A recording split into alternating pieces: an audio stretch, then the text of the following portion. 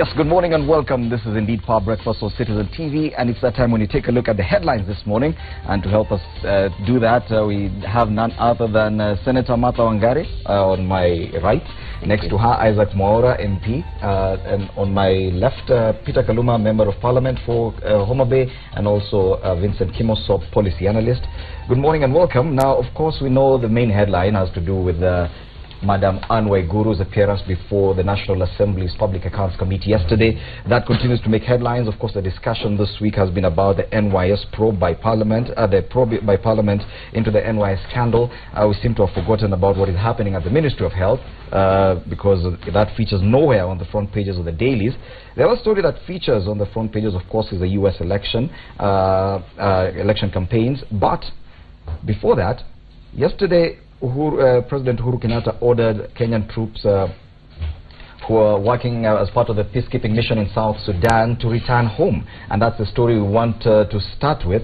The president's order, the president insists that Kenya will not rescind its decision to withdraw the troops from South Sudan unless underlying concerns are addressed.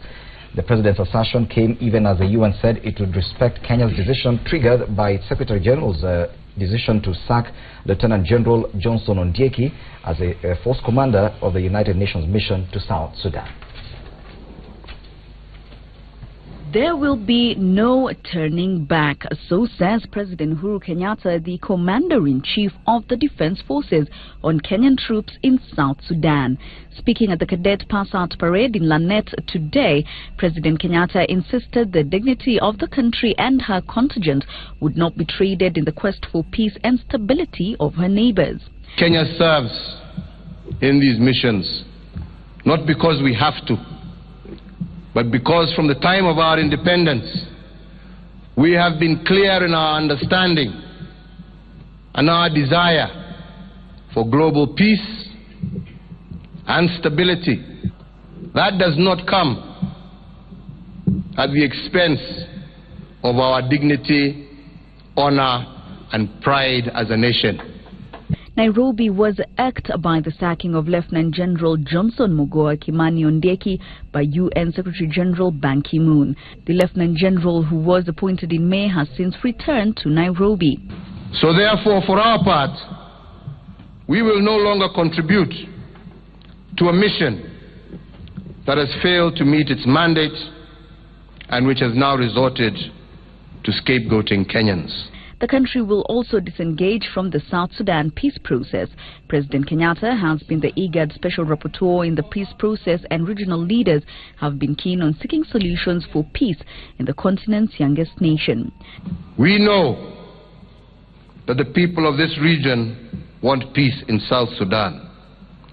But we also know that peace will not come to South Sudan by blaming a Kenyan commander for the wider failings of the mission to South Sudan.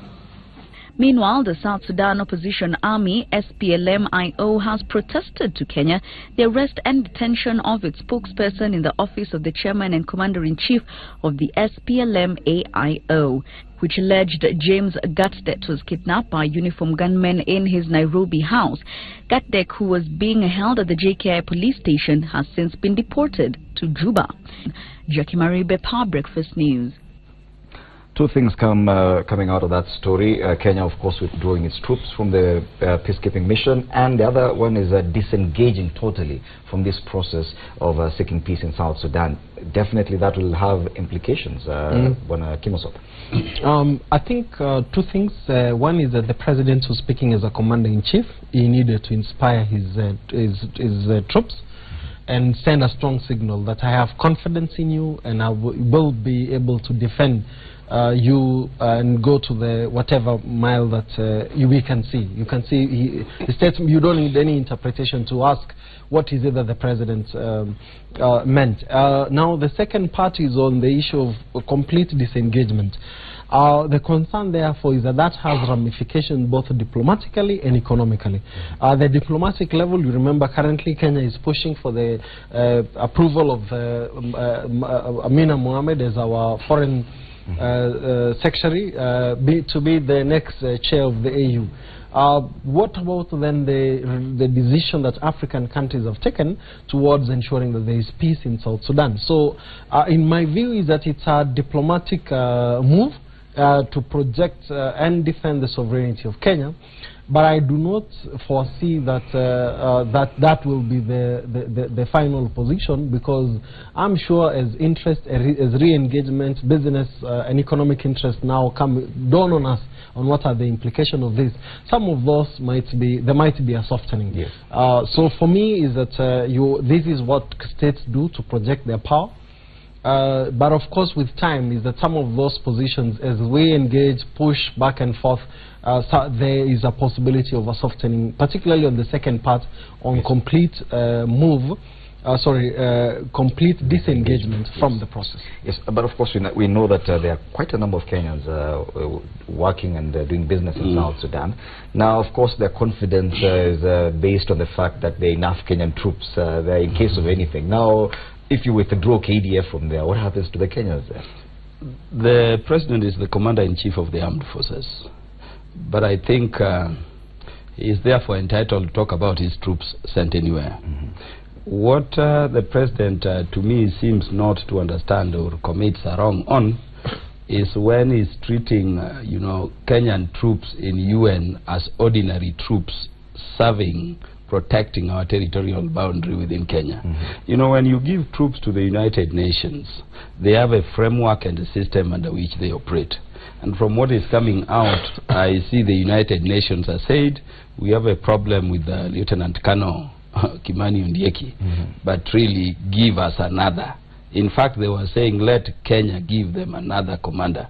So the president comes out like saying, it is the case that when we send our troops, one, we must be the commander, which UN has granted. Yes. Number two, for purposes of South Sudan, it has to be Kimani Ondieki. I mean, it speaks to something about our system, which I think is even in Kenya locally. The idea that you say some institutions, unless it is so-and-so, cannot be. We have so many people, serving, even in Sudan now, who could be the commander of the UN troops there. So I think on account of the reason as to why the president is disengaging, there is lack of solidity.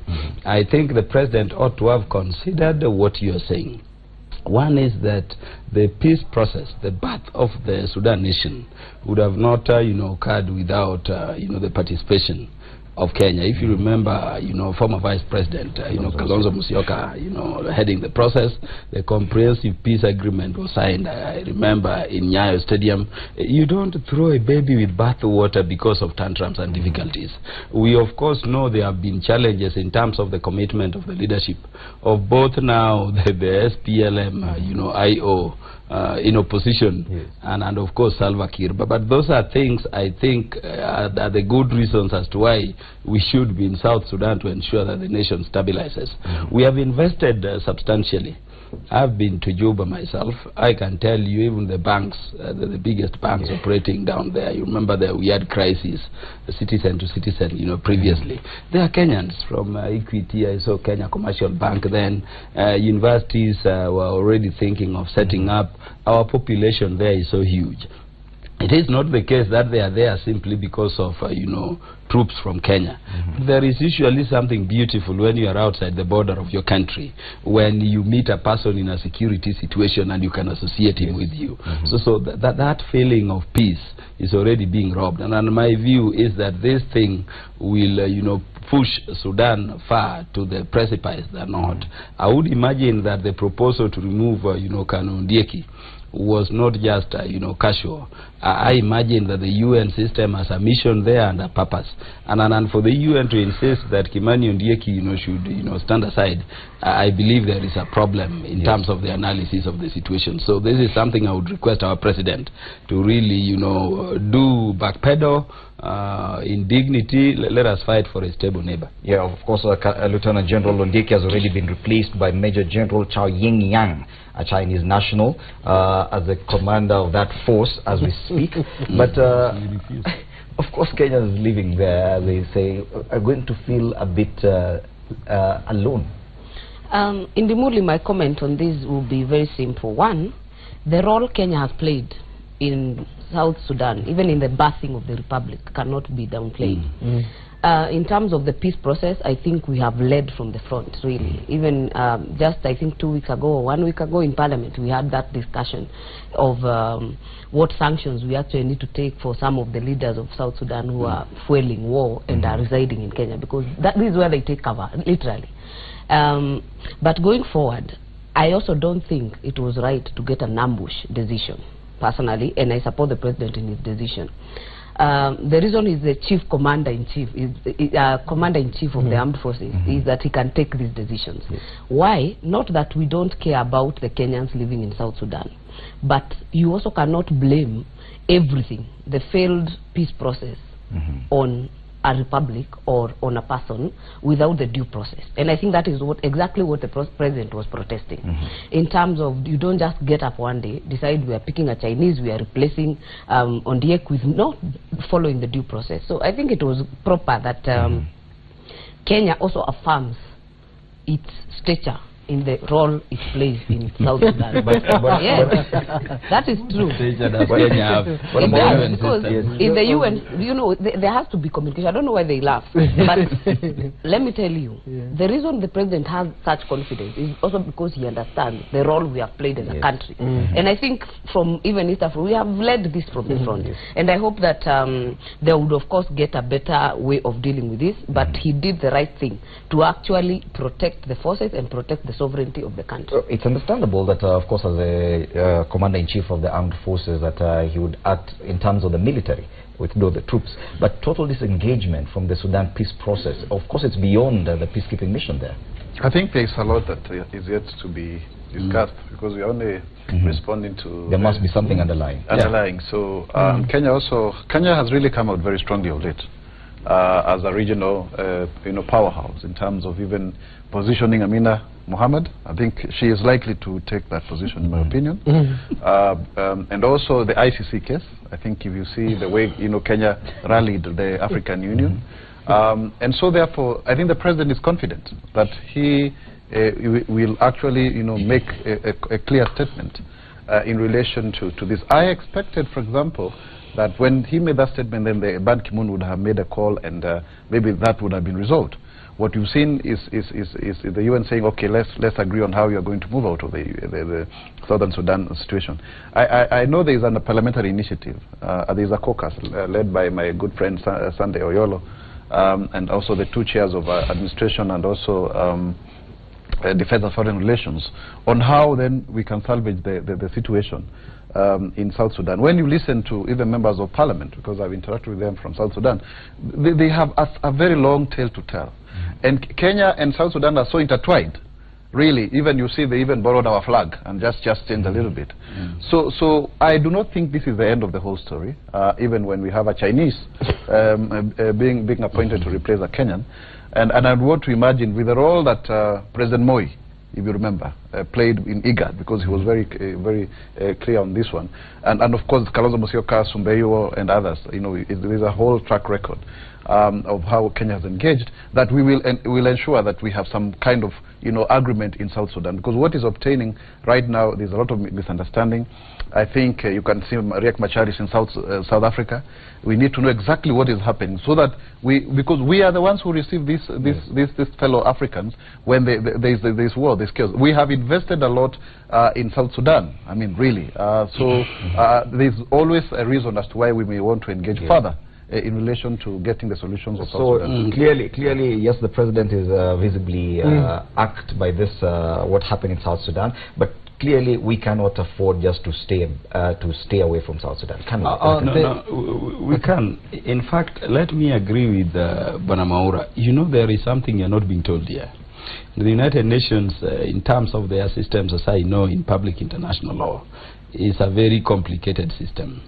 I think there is something that is deeper under. In basic international law, where you have a neighboring country in turmoil, you cannot have neighboring countries be on the front line of restoring peace or engaging in that country. You remember we had an issue between Kenya and Somalia, when we sent our troops there under Operation Linda Inchi.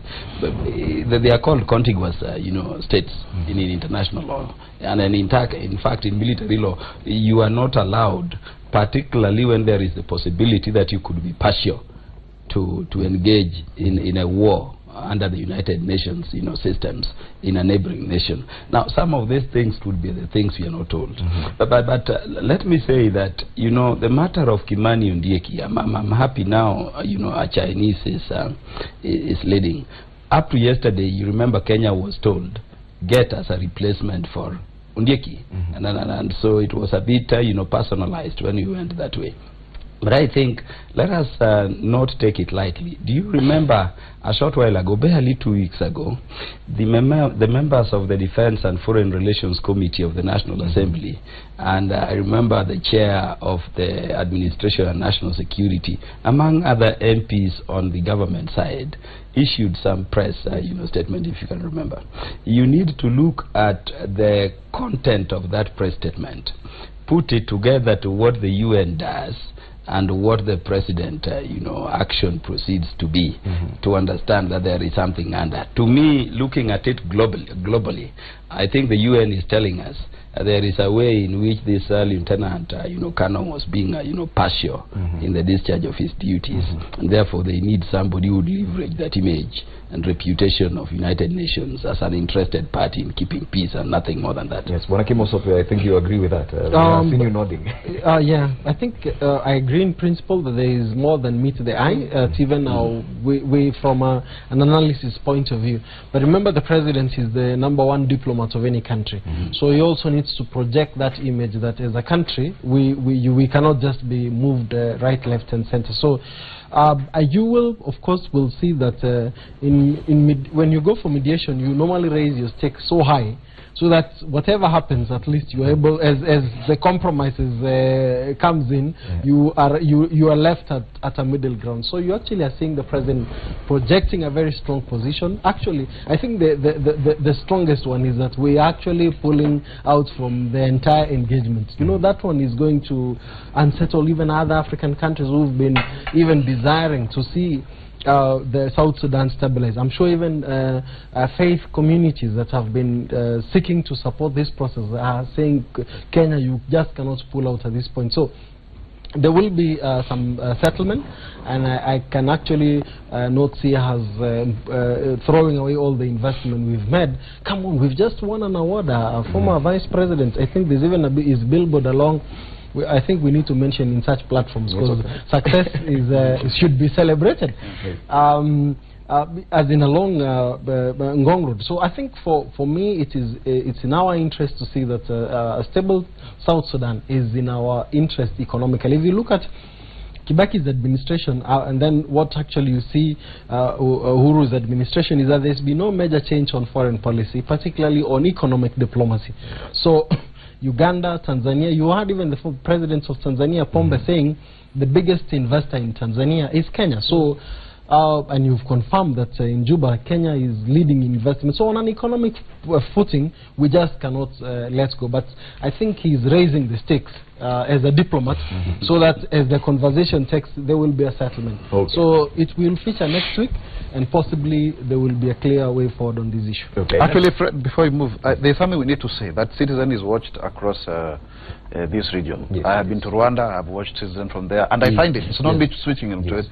So is Tanzania, Uganda, in South Sudan. So we are a regional power base. In fact, I was very surprised when we had the 50-year celebration, watching it from Rwanda, and they are the ones who are tuned in. So we are actually the regional big brother, and we must continue to play that role. And even during the Supreme Court petition, I was in Rwanda at that time, businesses actually stopped. Some people were saying, we've never seen such a thing, this, irrespective of the interests, of course, that were at play at that time, but saying, you have gone into an election and a president has been declared, but he cannot be sworn in. These judges are the one. That modeling at a region, at an African platform is also an example. So I think, just to conclude this, that it is in our best interest that South Sudan stabilizes. It is in the best interest of even Africa. I actually don't think Even a Chinese taking over, okay, this might look partisan, but there is nothing wrong if being a Pan-Africanist, that Africans' problem are also better understood by Africans. So yes, he might be competent. We are not questioning. I believe the other Africans. Well, but I think in the Muli, for me, Major General Chao Ying is for me, it's what Honorable Kaluma has said. If for real, Ondieki was the problem as a person, and knowing Ban Ki-moon himself should be the world #1 diplomat, really, by all standards. Was it so difficult to actually have this conversation before taking the decision to relieve him of his duties? And I think that is what the president is protesting, that whatever it is, because there is a lot we don't know. That one we agree. There is a lot we may not know that has caused this. But if Ondieki as a person was the problem, was it so hard to have this conversation before taking the rash decision and telling Kenya, now bring us another person? Then you don't bring within a day, there is a Chinese installed. I think really the open and the honesty has to be two-way. And I think that is what the president has affirmed. That, Fred, our troops only in southern Sudan, by the way. You know, I've worked, you know, very closely with our defense forces, because I did something called law of the sea in the delimitation of the Kenyan sea boundaries. I do, you know, I did law and you know, national security. I was with the army here for quite some time. I can tell you the prayer of the Kenyan army personnel, or even the defense forces personnel, is an opportunity to serve in the United Nations system. Because we don't quite, you know, give them their due or commensurate, you know, compensation for the services you do locally here. You know, the army and the police are the only, you know, functions and roles you perform as a citizen of a country, putting your own life and body and blood on the line. But I can tell you, if you look at what these people are, and I've defended others at the military, you know, courts martial and others, it is terrible. Most of our army officers relish the opportunity to serve in the they fight to yes, get and I can tell you. Why don't you increase their parliamentary allocation? No, we have increased, and we keep increasing. But remember, the matter of determining actual salary is in the Salaries and Remuneration Commission. But you can. So the members of parliament, what we can do and the farthest we can go is to increase budget. You remember there is a bill I have in parliament, Honorable Maura will tell you, where I'm even saying we should not have a situation where a defense forces, you know, personnel dies and you go there, do a 21-gun salute. You're not asking how this widow is going to survive, how the children are going to be educated. And remember, Fred, this bill is proposing that really if you have a situation where, you know, a person has lost his life defending this country, let there be a lump sum. I was proposing at the minimum of 20 million. Others can go up based on their status there for the family to start up. And I was also proposing that their children, if they have the brain to go to school and they are admitted in our public institutions up to the degree level, let there be a tuition waiver so that they can remember they are learning because their parents, you know, died. Saying there's a bill to that effect? There is a bill. It is being frustrated and being delayed. It has been in the papers throughout.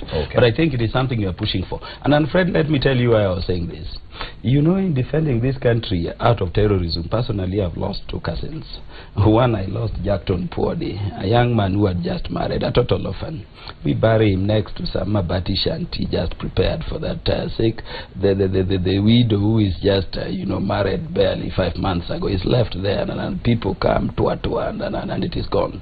When the Garissa attack came, that young man who fell from the sniper, you know, Solomon Oludo, was also a cousin, a boy educated, and with a wife barely 3 months old. So what I'm saying is that we should be cautious even as we raise our diplomatic stake, because we want to be heard as a voice in terms of peacekeeping, which is a larger mission of the United Nations across the world. I can tell you we have troops even beyond Africa, and when we make rash decisions, howsoever, you know, right they could be, it could jeopardize our relationship with the United Nations system, with the global, you know, world, and we then lose our face and that platform that we currently own. But I also think I want us to move on to now. Away from matters you can respond to a rash decision, really.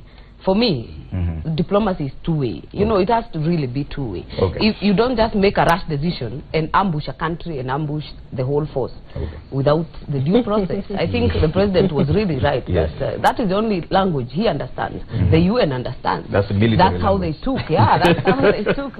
Anyway, away from matters diplomacy and international relations, we now need to look at matters that we seem to understand best. That is corruption, but we'll do that after the break. There's one thing about on page 14 of the Daily Nation. The cartoon is very interesting. We'll be looking at that as well. But let's do that when Power Breakfast Twitter. Yeah.